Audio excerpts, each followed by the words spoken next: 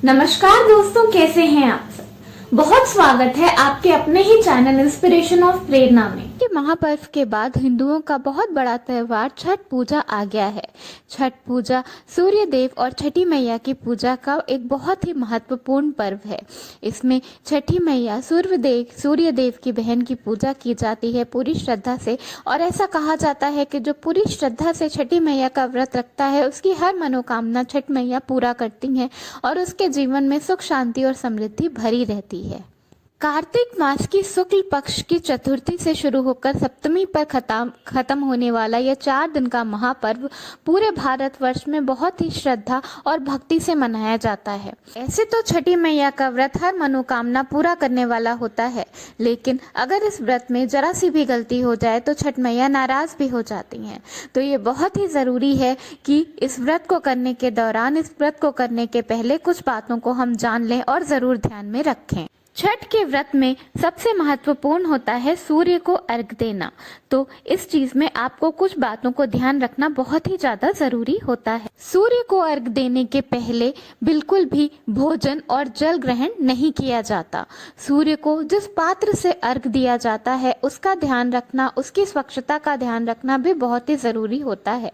आपको इस बात का पूरा ध्यान रखना है कि जिस बर्तन से आप सूर्य को अर्घ दें वो बिल्कुल भी शीशे का, स्टील का या प्लास्टिक का नहीं होना चाहिए। अगर आपने कभी भी कहीं पर भी छठ मैया की कोई मन्नत मांगी है, कोई मान्यता मांगी है, तो उसे जरूर पूरा कर दें। ऐसा ना करने से छठ मैया नाराज हो जाती हैं और फिर बहुत सारे विघ्न आपके जीवन में आते हैं। पूजा की किसी भी वस्तु को कभी भी भूल कर भी झूठे हाथ से बिल्कुल भी ना छुएं। यहाँ तक कि इतना ध्यान रखें कि कोई छोटा बच्चा भी छठ मैया की पूजा के व्रत के सामान को कभी भी झूठे हाथ से ना छुए। छठ मैया का प्रसाद बनाते वक्त शुद्धता का बिल्कुल ध्यान रखें।